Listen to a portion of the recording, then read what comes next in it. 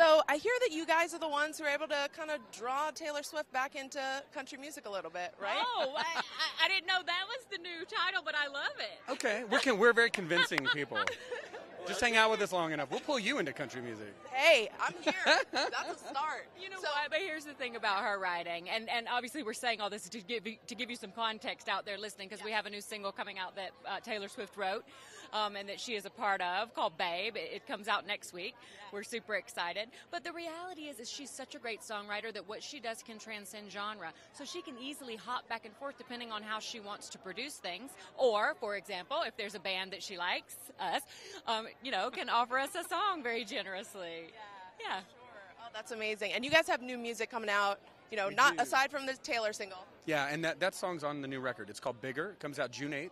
You can get a couple of the songs now. Yeah, pre-sale. That's great. Now, what I'm really looking forward to about tonight is the 90s throwback action that's going to be happening, because to me, the 90s is like the That's golden your music age. time. Well, Okay. it's the golden age of country music. And so, I don't know if you guys know, but like Toby Keith, Blake Shelton, they're all doing like older songs. Like, is it fun to revisit that time period and that nostalgia? I guess it's retro now. Yeah. We've lived long enough. The 90s are retro. Is the mullet flipping back? Vintage. The mullet's flipping back? Well, Ooh, bringing it back. Yeah. The mullet. God, please. well, to me, it's not, for Blake and Toby, it's not a good performance unless they have the mullets on. Like, would you agree? I think they might need to put a little something back there just for like aesthetic offering. Yes. I'm into it. I agree. There's always a party in the back, people. Always a party in the back. Right? Now, how do you guys think country music has evolved and changed? Like, we often talk about like that blurring of genres that we were just talking about, right? How do you think it's evolved? We live in that space. When we first started in country music, we were part of the blur.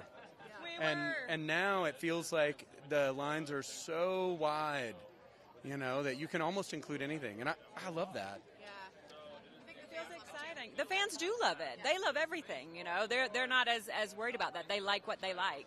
I think for so many years we loved to play in those margins and sort of lead the format, but now the margins have expanded, so it's like a super highway. So it's good.